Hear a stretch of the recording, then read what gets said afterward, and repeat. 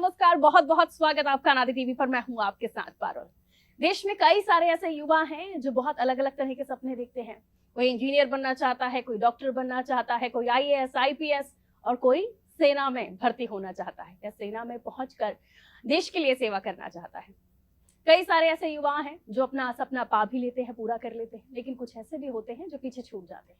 जो कर गुजरते हैं उनकी जुनूनियत होती है, काम करने का उनका जज्बा होता है, जो चाहते हैं कि वाकई उनके अंदर वो दम है, वो मेहनत है, वो जज्बा है, वो जुनून है, जिसके बलबूते वो उस मिशन को पार कर जाएंगे जो उन्होंने सोचा है। तो आज ऐसे ही एक मेहमान हमारे बीच मौजूद हैं जिनका नाम है लेफ्टिनेंट जैन एराव। जैन जी, बहुत बहुत स्वागत आपका नादी टीवी पर। कैसे हैं आप? I am very good. Jain ji, हमारे दर्शकों को आज मैं आपसे मिलवाना इसलिए भी चाहती हूँ क्योंकि आपकी जर्नी, जैसे कि हमें बताया भी गया है, काफी खास रही है।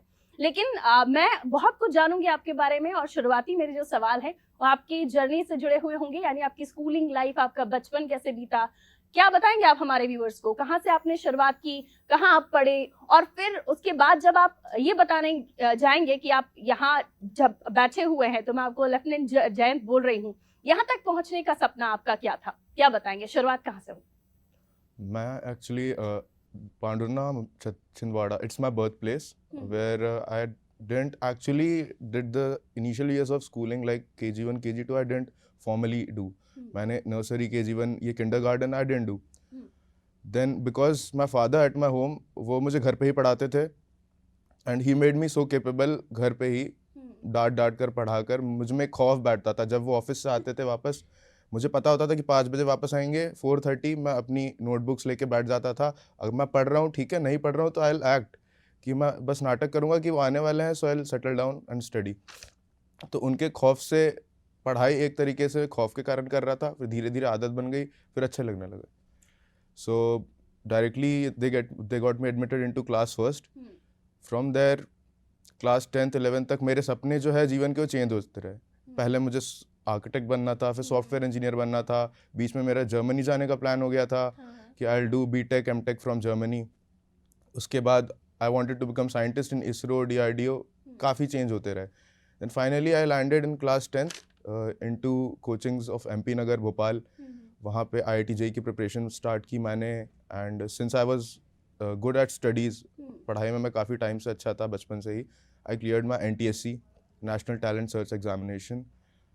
एंड फिर क्लास 11th में when I was preparing for IIT JEE, तो मेरा एक अच्छा दोस्त था स्कूल का, his name is Deepak, and वो मेरे पास आया। उसके पापा चाहते थे कि UPSC का ND एग्ज़ाम दे वो, और उससे पास करेगा अगर वो, तो उसके जैसे छोटे बचपन में हमें लालच दी जाती है कि ये करोगे तो ये मिलेगा, ये करोगे वो मिलेगा। उसको लालच दी थी उसके फादर ने कि तुम अगर NDA का एग्ज़ाम क्लियर कर दो तो I will gift you PS5।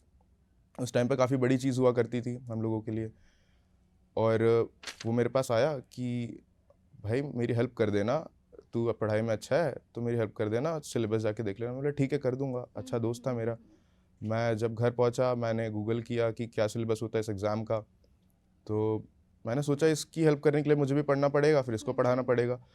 So basically मैं एक काम करता हूँ, खुद भी एग्ज़ाम का फॉर्म तो भर ही देता हूँ, फिर देखते हैं क्या होता है। मैंने भी एग्ज़ाम का फॉर्म भरा, देन उसका तो नहीं हो पाया बट मेरा हो गया। तो बेसिकली मैं जो चाहता था कि मैं IIT जाऊँ, वहाँ से बीटेक करूँ, वहाँ वो है आज, वहाँ से पास आउट हो चुका है, अपनी NIT से बीटेक कंप्लीट करके IIT JEE क्लियर करके, जहाँ वो चाहता था कि वो NDA जाए वहाँ मैं बैठा हूँ। तो dreams were actually exchange and swapped. यानी जो आप चाहते थे वो बन गए और वो जो चाहता चाहते था थे वो मैं आप बन बन गया। गए। क्या बात है। स्कूलिंग लाइफ आपने कहा कि आप क्योंकि जब हम आज के बच्चों को देखते हैं तो पहले प्ले स्कूल में डाला जाता है, बच्चों को बैठाने की आदत डाली जाती है, उसके बाद बच्चे स्कूल जाते हैं, लेकिन आपने डायरेक्ट फर्स्ट में एडमिशन लिया और उसके बाद आपकी जर्नी के दौरान आपने कहा कि आपके ड्रीम्स बदलते रहे।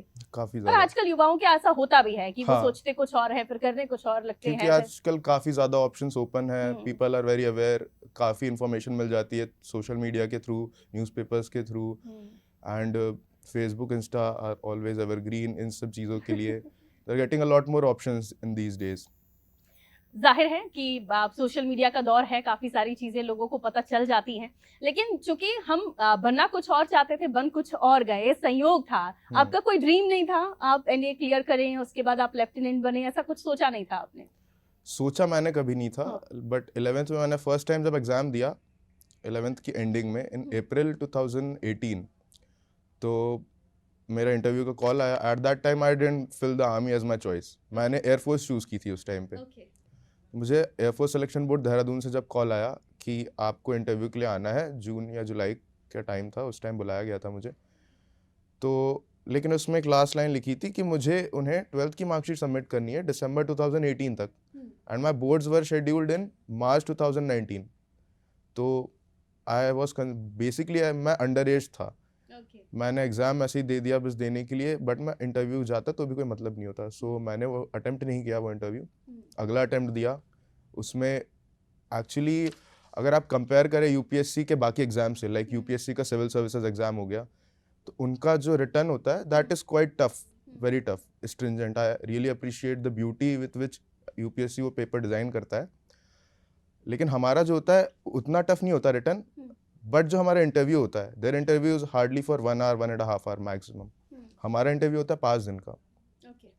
There are multiple service selection centres all over India for air force, navy and army, all of them. तो वहाँ पे हमें 5 दिन रुकना होता है। There is elimination on the first day, there is elimination on the 5th day. जो 5th day भी क्लियर कर जाए वो मेडिकल्स के लिए जाता है, वो अगले 10 दिन तक मेडिकल के थ्रू जाता है। वो अगर तब क्लियर करता है और मेरिट लिस्ट में उसका नाम आता है, जैसे अगर 5th डे 100 लोगों ने क्लियर किया बट 80 ही सीटें हैं, तो top 80 will be selected. Top 80 select होते हैं। हाँ।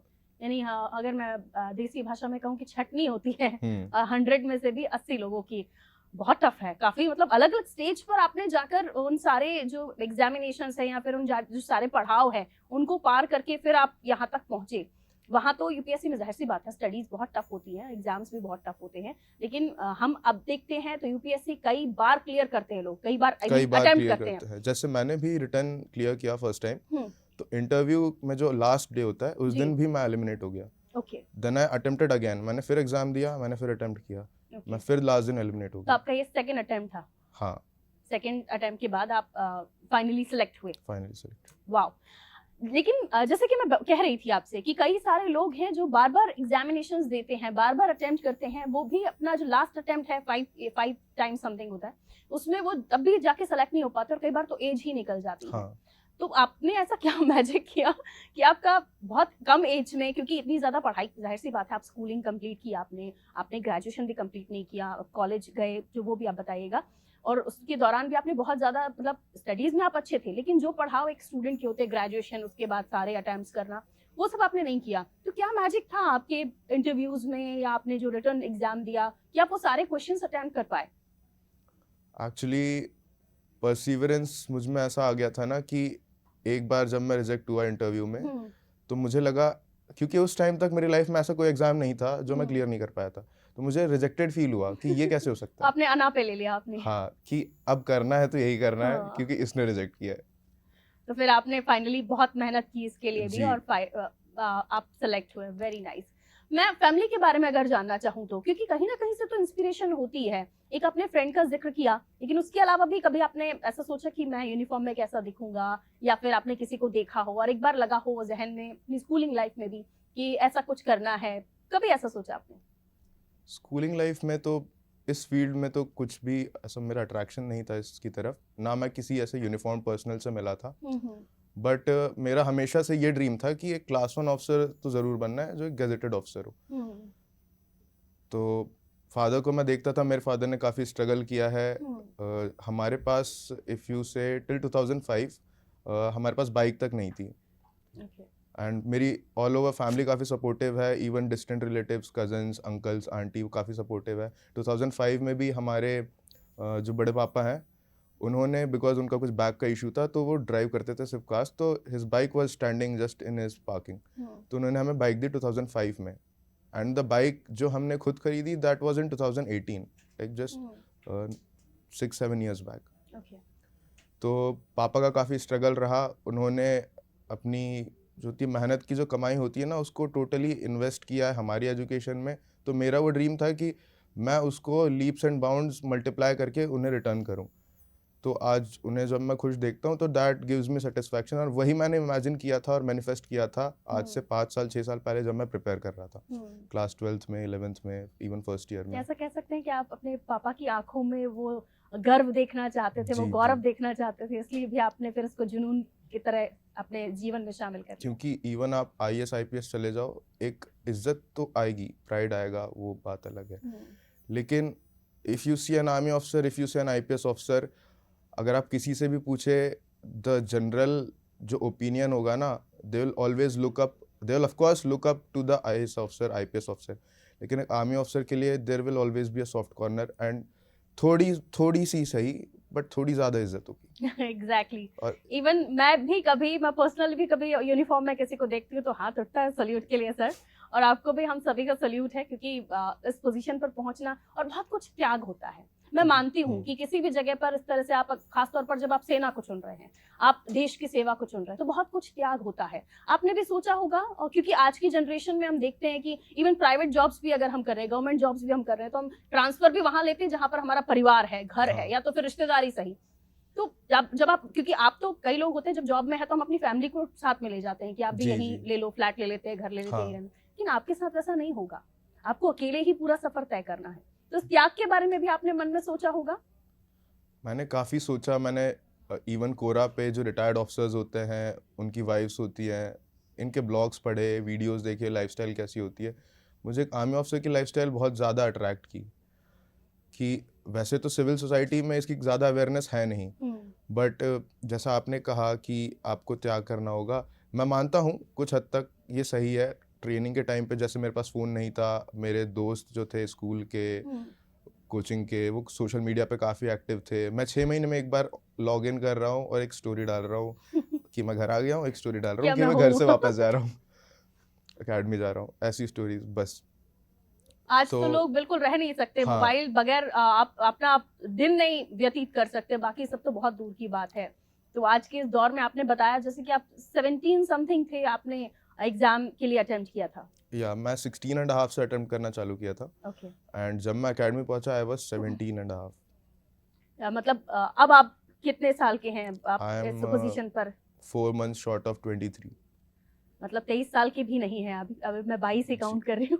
22 साल के लेफ्टिनेंट जनरल के साथ, इस वक्त लेफ्टिनेंट के साथ हम बैठे हुए हैं। जयंत जी, बहुत ही सुंदर और बहुत ही शानदार, आप खुद एक इंस्पिरेशन है काफी सारे युवाओं के लिए, क्योंकि बहुत सारे लोग बहुत कुछ बनना चाहते हैं, जैसे कि मैंने शुरुआती दौर में जिक्र किया कि, लेकिन हम देखते सपने बहुत हैं पर उसे पाना बहुत मुश्किल होता है। कई लोग करते भी हैं, कोशिशें पा भी लेते हैं, लेकिन बहुत सारे लोग हैं जो नहीं कर पाते।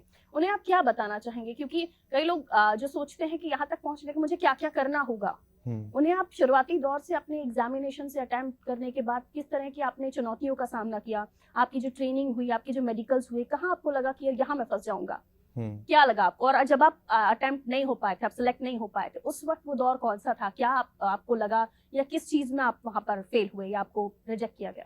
लाइफ में जब आपके पेरेंट्स इतने वेल ऑफ नहीं हैं, तो इवन अगर आप एक अपनी सिटी से एक दूसरी city, for me Bangalore was my interview centre, selection centre south Bangalore, तो मैं वहाँ इंटरव्यू देने गया था। तो एक लो मिडिल क्लास फैमिली का लड़का जब जाता है अपने होम टाउन से एक इंटरव्यू देने, he has to spend something, even tickets, वापस आने के टिकट्स, वहाँ बैंगलोर स्टे वैसे भी करना, महंगा शहर है। बैंगलोर, या ऑफ कोर्स,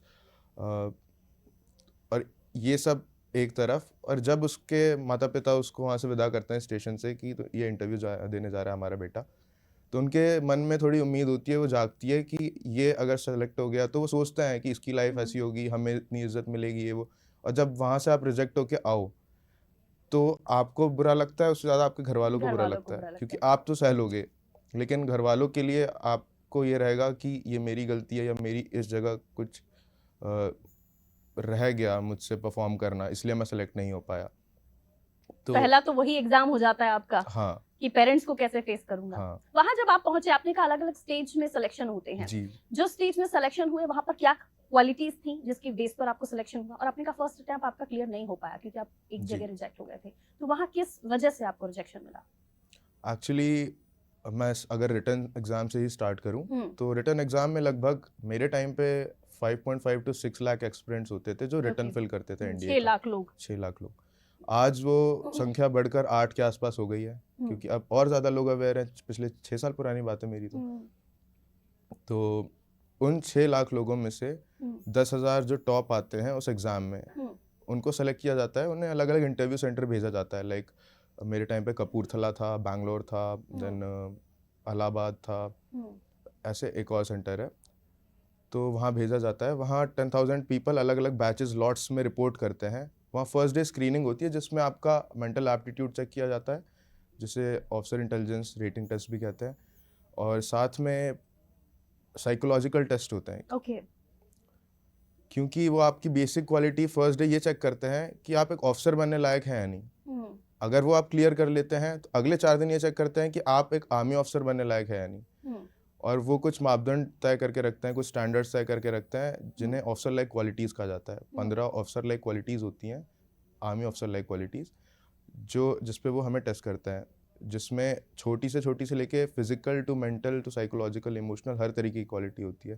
कि आप किसी से बात कर रहे हैं, how confident can you act, how well can you communicate your thoughts, how is your physical courage, at a time decision making, क्योंकि वो पैनिक वाली सिचुएशंस भी क्रिएट करते हैं। ऑन ग्राउंड भी हमारी टेस्टिंग होती है। Not everything is not like कि आप पेपर पेन पे ही चल रहा है। पेपर पेन पे साइकोलॉजिकल टेस्ट भी होंगे, उसके अलावा 5 में से 2 दिन हमारी ऑन ग्राउंड टेस्टिंग भी होती है। काफ़ी टास्क मिलते हैं हमें, जिसमें हमें कभी कभी कमांडर बनाया जाता है, हमारे साथ वालों को हमारा सबऑर्डिनेट बनाया जाता है, फिर पैनिक की सिचुएशन क्रिएट की जाती है। काफ़ी क्या आप ज़्यादा एक्शन लेते हैं, क्या आप हाँ, डिसीजन लेते हैं, ये सब वहाँ मेंटल करेज, फिजिकल करेज, हर तरीके की क्वालिटीज जो चेक करते हैं। अगर वो पैरामीटर्स हम मैच करते हैं तो we are selected, even if अगर 1-2 पैरामीटर भी कॉम्प्रोमाइज हो रहे हैं हमारी पर्सनालिटी में, सो दे फाइंड अस कि ये अभी अनसुटेबल है बट मे बी आगे कर ले, तो next attempt is always open for us.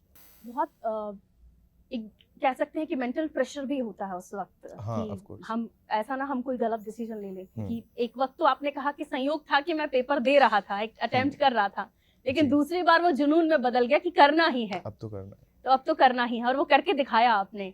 अब कई सारे आपके जो साथ के लोग हैं जो आपके साथ उस वक्त ट्रेनिंग में भी होंगे, वो भी आपकी एज के ही हैं, कुछ ऐसे सीनियर ऑफिसर जिनको देखकर आप खुद भी महसूस करते हो कि हाँ, या किसी को आप अपना आइडियल मानते हो? क्योंकि आपने कहा कि आपका कोई इरादा तो नहीं था, तो किसी ऑफिसर की वर्दी देखकर तो आप तैयार नहीं हुए, लेकिन अब कौन है आपको लगता है कि उस जगह पर मुझे पहुंचना है? ऐसे तो मैं ये कहना चाहूँगा कि ऐसी मेरी कुछ तमन्नाएं नहीं है कि मुझे जनरल बनना है, चीफ ऑफ आर्मी स्टाफ बनना है, सेनाध्यक्ष बनना है। बट मेरा यही है कि अभी जब मैं अपनी रेजिमेंट ज्वाइन करूँ तो मैं अपने जो ट्रूप्स हैं, अपने जो मेन हैं, उनको एक्शन में बीट ऑफेंसिव या डिफेंसिव जैसा भी है, उनको अच्छे से लीड करूं, उनको सही से गाइड करूं। ऐसा नहीं है कि सिर्फ ऑपरेशन वाले रोल में, उनको उनकी पर्सनल ग्रोथ में भी गाइड करूं, और बाकी वट एवर कम्स इन माई वे, जो भी रिवॉर्ड्स जो भी होगा वो तो आ ही जाएंगे। I should work on my deeds, rewards मैं एक्सपेक्ट नहीं कर रहा हूँ। उम्मीद की जा सकती है कि आपको बहुत जो आप सोच रहे हैं उससे ज़्यादा भी मिले। मैं तो यही आपके लिए ख्वाहिश रखूंगी, क्योंकि बहुत ही मुश्किल होता है ऐसे एग्जाम्स क्रॉस करके आप कुछ बन जाएं और फिर आप अपने माता पिता के साथ में खड़े रहें। माता पिता से ही मैं वापस अपने सवाल पर आती हूँ, क्योंकि आपने कहा कि फैमिली बैकग्राउंड इतना अच्छा नहीं था कि बहुत जैसे बोलते हैं कि आजकल के हम स्टूडेंट्स को देख रहे हैं कि 10th 12th में ही उनकी क्लबिंग शुरू हो जाती है, 10th 12th में ही उनकी पार्टीज शुरू हो जाती हैं, और फिर उसके बाद करियर वरियर तो वो बहुत 12th के बाद, ग्रेजुएशन के बाद वो सोचते हैं कि अब हमें क्या करना है। जी जी। तो यहाँ आपकी फैमिली का इस तरीके से, क्योंकि मेंटल सपोर्ट, फाइनेंशियल सपोर्ट ही सब कुछ नहीं होता, हाँ। मेंटल सपोर्ट और पेरेंट्स का आपके ऊपर भरोसा होना, ये भी बहुत बड़ी चीज होती है। तो पेरेंट्स का तब जब आप जा रहे थे, एक तो आपने कहा कि बेंगलोर जा रहे थे, वहां से आप असफल होकर आए, लेकिन जब आप दूसरी बार जा रहे थे तब क्या उनके अंदर आपने देखा, और उसके बाद जब आपको वर्दी में उन्होंने देखा तब उनके अंदर क्या आपने महसूस किया कि कितने खुश वो थे? सेकेंड टाइम मैं जब जा रहा था तो मुझे मोटिवेट करके, सपोर्ट करके ही भेजा हमेशा कि जो भी तू करेगा। वैसे तो थोड़े से हेजिटेंट थे कि हमारी फैमिली से या किसी भी दूर के भी रिश्तेदारों भरोसा में डगमगा रहा था, हाँ, कह सकते हैं कि कोई गया नहीं है फौज में, तो उसको लेके थोड़े नर्वस भी थे कि खतरा तो हमेशा लगा ही रहता है, ये ऐसी जॉब है जहाँ सबसे ज़्यादा खतरा है, आप देख तो थोड़े से वैसे थे। बट हमेशा सपोर्ट किया कि तू जो अपनी लाइफ में करना चाहता है, जो अपना करियर सेट करना चाहता है, यू कैन ऑलवेज डू। आप हमेशा कर सकते हैं। और इवन मैंने बोला कि मैं किसी लोकल कॉलेज में एडमिशन ले लेता हूँ फ़िलहाल, क्योंकि मैं जानता हूँ कि मैंने सोच लिया है तो मैं क्लियर करके रहूँगा। लेकिन उन्होंने कहा कि नहीं, जहाँ तेरा सिलेक्शन हो रहा है आईआईटी जेईई का एग्ज़ाम दे के तू वहीं ले, फ़ीस की चिंता मत कर। फ़ीस इसीलिए होती है, पैसे बचा के इंसान इसलिए रखता है कि अपने बच्चे की एजुकेशन अच्छे से करा पाए। तो बेसिकली चाहते थे कि अगर जो मेरा बैकअप ऑप्शन भी है इंजीनियरिंग, वो भी स्ट्रॉन्ग रहे, बाकी पैरेलली आप मैं किसी तरह निराश ना हो, ये उनका हाँ, कुल मिलाकर हाँ। कहना था। मैं तो आश्वासन दे ही रहा था उन्हें कि मैं कर लूँगा, बट वो भी एक होता है ना मन में कि बैकअप भी स्ट्रॉन्ग होना चाहिए। कॉलेज आप गए, आपने कहा कि आपने कुछ ही समय कॉलेज में बिताया। हाँ, 4-5 महीने हम्म, अब आपकी मुलाकात होती है कभी जो आपके कॉलेज के फ्रेंड्स वगैरह होते हैं उनसे? मुलाकात तो मेरी उनसे कभी नहीं हुई उसके बाद, क्योंकि मौका ही नहीं मिला। साल में मुझे छुट्टियाँ सिर्फ जून में और दिसंबर में मिलती थी जब मैं अकेडमी में था, पिछले 5 सालों में। और उस टाइम पे भी वो बिज़ी होते थे और मेरा कॉलेज भुवनेश्वर में था। ओके। तो अब यहाँ Bhopal is my home town, तो वहाँ जनरली जो लोग होते थे यूपी, बिहार, वेस्ट बंगाल एंड उड़ीसा, यहीं के होते थे।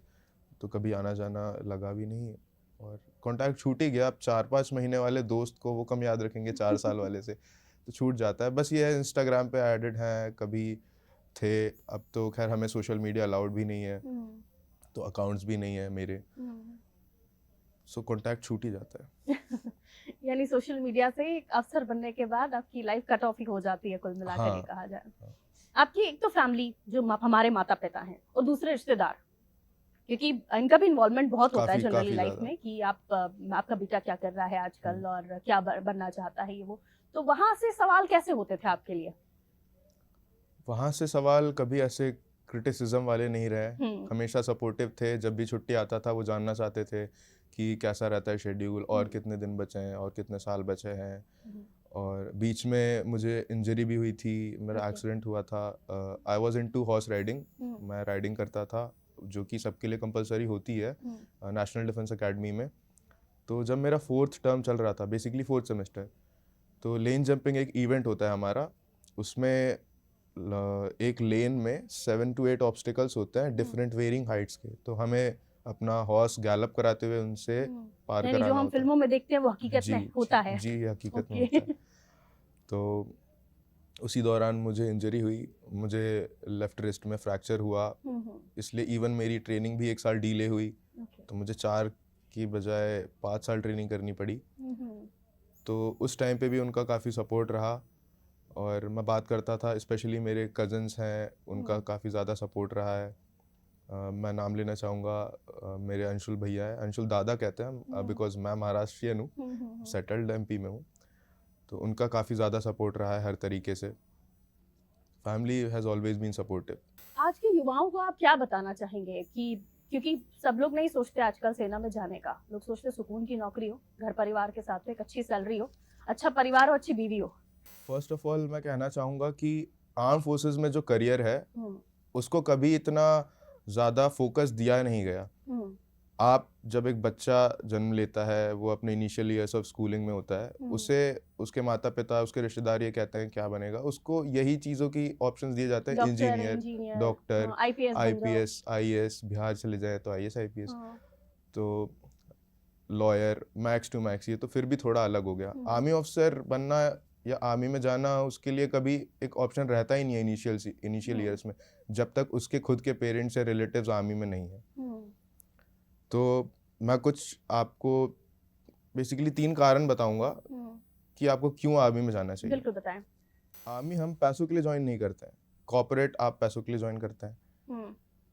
और आर्मी के अलावा ऐसी कोई जॉब नहीं है दुनिया में जहां आप एज अ 22 साल, 23 साल, 24 साल के एज अ कैप्टन, आप अपने आदमियों को, अपने मेन को, अपने ट्रूप्स को आप बैटल में लीड कर रहे हैं, और वो आपके एक कमांड पे वो अपनी जान तक जोखिम में डाल के वो आपका जो टास्क है, मिशन है, वो पूरा करने के लिए तैयार है।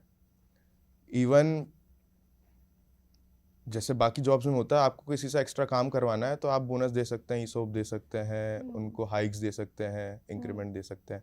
आर्मी में there is nothing like that. आप कुछ नहीं दे सकते। आप उसको कहाँ क्या दोगे? वो जंग लड़ने के लिए बैठा है बॉर्डर पे, या किसी ऑपरेशन में किसी जंगल में है, किसी counter insurgency, counter terrorism operation में कभी भी कुछ भी हो सकता आप है। कुछ भी हो सकता है, आप उसको कुछ नहीं दे सकते ना, उसमें उस चीज़ का लालच है, क्योंकि वो क्या करेगा, अगर उससे एक्स्ट्रा पे हाइक आप दे भी दोगे, वो तो वहीं का वहीं बैठा है, कुछ नहीं हो सकता।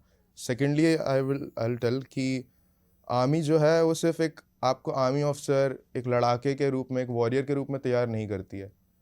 जैसे फॉर एग्जांपल हमें ट्रेनिंग में सिर्फ कॉम्बैट ट्रेनिंग नहीं दी गई है, we are taught the legal aspects, administration कैसे हैंडल करना है, लॉजिस्टिक चेन कैसे हैंडल करनी है, एवरी पॉसिबल थिंग। जो IAS ऑफिसर है, he is handling administration, police officer है वो rules regulation, laws, law enforcement handle कर रहा है, इनकम टैक्स ऑफिसर है, he is handling legal financial matters, सबके अपने अपने। But army officer is trained such in such a manner कि उसे हर चीज़ के बारे में ट्रेन किया जाता है, क्योंकि उसे सब कुछ हैंडल करना है। So army makes you versatile and a flexible person, कि आप कहीं भी जाए, आप रिटायर होके भी जाएं तो you can be useful for any organisation.